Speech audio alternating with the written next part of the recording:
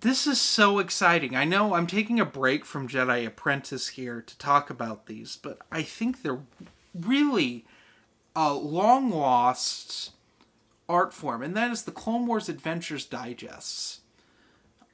These are done by numerous authors. For this one, they all happen to be Hayden Blackman, but that will change eventually. He just started off the series strong with three stories. Each of these have 3 to 4 stories in them. These, you would pick them up.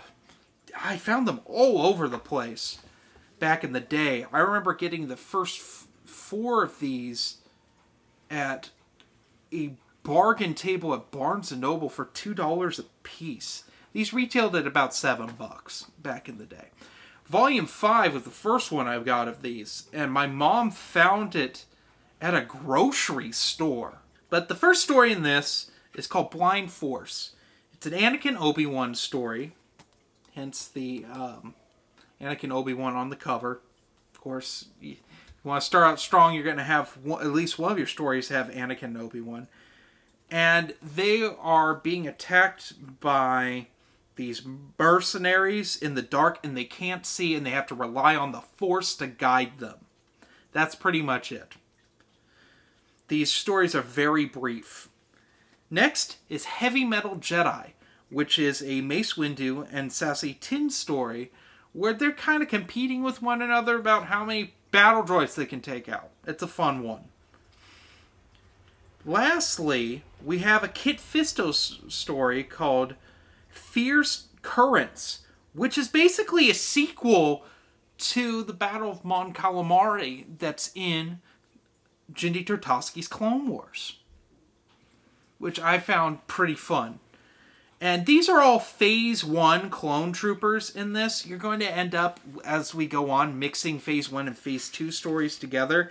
Not all these stories happen in the order they were published. They kind of happen all over the place, but honestly, in my opinion, read these early on if you're going to try to read the Clone Wars timeline in chronological order. Just read these early on, and then read the Filoni Clone Wars Digest after this, because those pretty much all take place after these. There are a few stories that we'll get to in the later volumes that happen at the end of the Clone War, but it's okay to just read all of these. Unless you want to follow Joe Bongiorno's timeline at StarWarsTimeline.net, where I think he actually has every single one of these stories in chronological order, so you can skip around and read that, but that's kind of a pain, in my opinion. A fun thing about this book, and I'm going to talk about these because we're getting into, especially with these, printing types, which I don't get to talk about a lot when I do talk about Star Wars comics, because my collection burned in a fire. This is common knowledge if you've been following my channel for any length of time. And so I lost everything, with the exception of one Star Wars book, which we'll get to, I think, early next year. We'll be talking about that.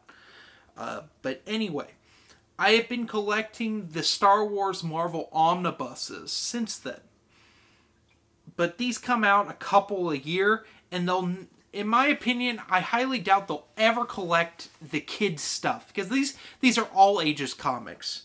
These digest sizes. Oftentimes you'd find these, like I've said in my previous Indiana Jones adventures, those digest comics, you'd find them in the kids section at Barnes & Noble, or at Borders or Walden Books, what have you. So, like, they're for kids. I highly doubt they'll ever touch any of this kid stuff. In fact, in the Epic collections, they didn't touch this. They didn't touch the TCW ones either. They just collected the 2 Dark Horse Darth Maul series. So that's interesting. So I doubt that when they do release the Clone Wars Omnibus, they'll release these. And I have a feeling that has to do with the Droids and Ewoks Omnibus they did do of all the Marvel kids comics of Droids and Ewoks. You can still find that new. I don't think very many people bought that, so they're probably thinking, why bother printing these? So what I was getting at is these early ones, which I now happen to have 2 of these. They're paper. They're not like newspaper, like it's rough paper. It's not glossy like most Dark Horse comics. They did that back in the day as kind of a cost-saving measure, I think. And the early printings of like the first 4 you can find like this. Usually volume 1 is like this. I've never seen a volume 1 of Clone Wars Adventures that wasn't paper like this. But anyway, what do I rank this? I actually give this a 4 out of 5. It's worth your time. They take like 15 minutes to read tops. They're really fast reads, and they're fun. They're fun all ages comics.